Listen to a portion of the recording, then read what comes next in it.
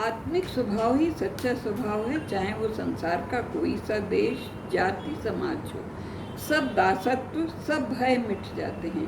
उपनिषद की सबसे बड़ी शिक्षा भयहीन समाज है। प्रत्येक आत्मा देवत्व से परिपूर्ण है।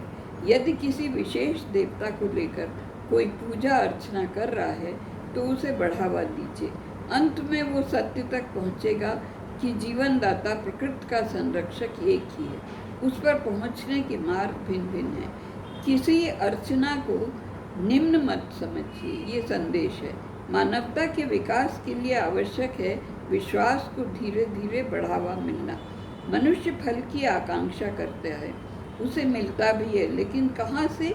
मुझसे ही। श्री कृष्ण कहते हैं, जो मुझे ठीक से जान लेता है, अपने स्वयं को, अपनी आत्मा को जान लेता है, वही सच्ची भक्ति प्राप्त करता है, उसे ही फल मिलता है। अधिकतर लोग मेरे ब्रह्म स्वरूप को ही जानते हैं। जब मनुष्य स्वयं अपनी अर्चना में थोड़ा ऊपर उठ जाता है, उस परम ब्रह्म की खोज करने लगता है जो मुझ में समाहित है, तब मुझे प्राप्त कर पाता है। छोटे मोटे आशीर्वाद चलते रहते हैं, भौतिक सुख झट से प्राप्त हो जाता है, पर आत्मिक आनंद के लिए विशेषता चाहिए जो सब में नहीं होती। मेरे उच्च स्वभाव की परख विरलों को ही हो पाती है। साधारण मनुष्य मुझे सांसारिक तौर पर ही देखते हैं। मैं सारे ब्रह्मांड, सारे विश्व में व्याप्त हूँ, उसका रखवाला हूँ। हम साधारण रूप से हर व्यक्ति को जांचते परखते हैं, पर हम में जैसी बुद्धि होगी वैसी ही हमारी परख होगी। जैसे गांधी जी के व्यक्तित्व को देखकर लोग कहते थे, इनमें क्या खास है, पर जब वो सारे संसार पर छा गए तब समझ में आया कितनी बौद्धिक शक्ति व ऊर्जा थी। जब अपने निर्णय से अच्छा निर्णय दिखलाई पड़े तो परिवर्तन करने में देर न करें। जैसे बुद्ध साधारण भिक्षु दिखलाई पड़ते थे, पर सारे विश्व को उन्होंने हिलाकर रख दिया। ये वैज्ञानिक बुद्धि कहलाती है। सारा विश्व जब तथ्यों द्वारा एक बात को बतलाए, ये तो स्वीकारना उचित है। श्री कृष्ण कहते हैं, मैं चाहता हूँ प्रत्येक मनुष्य इस प्रवृत्ति को बचाने के लिए कुछ न कुछ करे, पर ऐसा होता नहीं। मेरे स्वभाव को अधिकतर लोग समझते नहीं। मेरा स्वरूप सबको नहीं दिखलाई पड़ता। ये मूर्ख संसार कहाँ समझ पाता है। मैं अजन्मा हूँ। श्री कृष्ण कहते हैं, मैं योग माया से अपने को ढके रखता हूँ। मेरे अवतार रूप को जो गहरे में जाते हैं वो ही देख पाते हैं। हे अर्जुन, मैं भूत, भविष्य व वर्तमान सबको जानता हूँ, पर मुझे कोई नहीं जानता। वैज्ञानिक सोच के बारे में भारत बहुत ऊंचाइयों पर था, पर धीरे धीरे सब विलुप्त हो गया और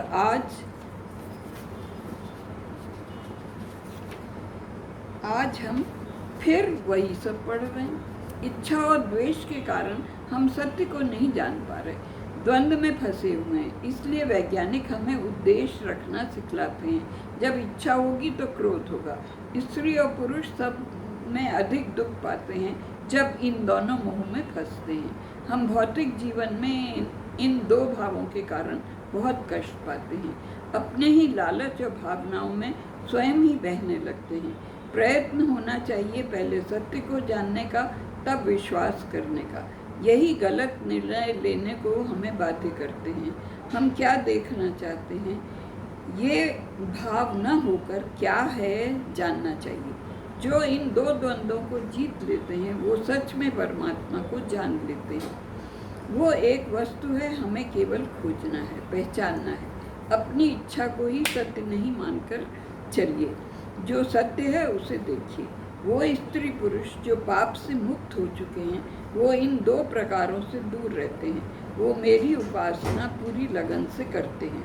उनका मन पवित्र होता है, उन्हें कोई कठिनाई नहीं होती। भारत में दूसरों के विचारों पर बहुत ध्यान है। यहाँ एक दूसरे के प्रति ईर्ष्या भाव भी बहुत है। हमें आगे आने वाली पीढ़ी को सिखलाना चाहिए क्या सत्य है। हमारी इच्छा यदि पूर्ण नहीं होती तो हम भगवान बदलते रहते हैं। सच्चा धर्म वो है जो पवित्र आत्मा की खोज करे और सत्य पर विश्वास करे। अपने जीवन को सच्चा बनाने का प्रयत्न कीजिए। झूठे आवरण जल्दी ही हट जाते हैं। हमारी शिक्षा में मस्तिष्क को सही दिशा देने का प्रावधान नहीं है, केवल पुस्तकों की बातें ठूस दी जाती हैं। जब हमें सोचने, प्रश्न करने की क्षमता आती है, तभी सच्ची शिक्षा है। तब आप बोलते हैं, झूठी धारणाओं में नहीं फंसते। वेदांत को यदि जीवन में ढालें तो वो बहुत सहज है, फिर आप अपने को अति ऊर्जावान पाएंगे। वेदांत का स्थान इसी कारण संपूर्ण विश्व है, क्योंकि वो प्रश्न करने को निमंत्रण देता है। वो आज के विज्ञान को भी पूर्ण रूप से मानता है तथा उससे पार भी ले जाता है। जब आप शारीरिक विज्ञान समझ लेते हैं, तब अपने अंदर छिपे सत्य को खोजते हैं। विवेकानंद भारत से बहुत आशा लगाए हैं कि वेदांतिक ढंग का सोच उभरेगा न जाने कब। हम जरा और भरण से उभरना चाहते हैं। ये शारीरिक बातें हैं, पर आत्मा इन सबसे परे है। पुरानी ग्रीक सभ्यता में भी केवल एक भाग का ज्ञान था, वो बाहरी शरीर का मनोविज्ञान व राजनीति थी, पर आंतरिक आत्मिक ज्ञान का बोध भारतीय सभ्यता की देन है। जरा और भरण दोनों का प्रभाव केवल शरीर पर पड़ता है। आत्मा पर परिवर्तन, मृत्यु सबसे परे है।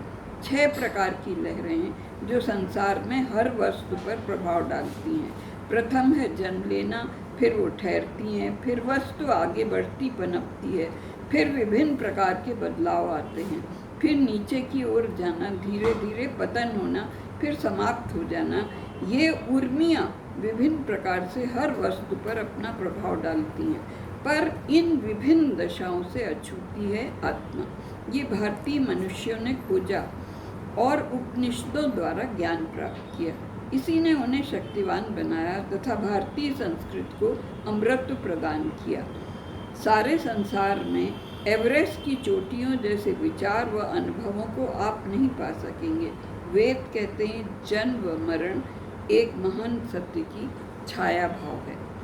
श्री कृष्ण कहते हैं, जिन्हें ये ज्ञान है वो मृत्यु का वरण शांतिपूर्वक करते हैं। हमने अपनी शारीरिक यात्रा समाप्त करी। शुद्ध व पवित्र आत्मा स्वतंत्र है, जागृत है, प्रकाशित है। इन बातों का प्रभाव उस पर नहीं है। परमात्मा भी आत्मा को मिटा नहीं सकता।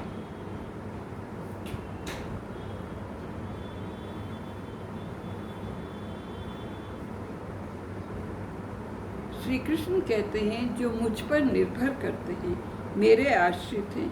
मैं अंतर्यामी हूँ, स्वयं जानता हूँ। वो स्वयं कर्म का लेखा जोखा समझते हैं। श्री कृष्ण ने पहले ही समझाया है कि अपरा व परा प्रकृति क्या होती है।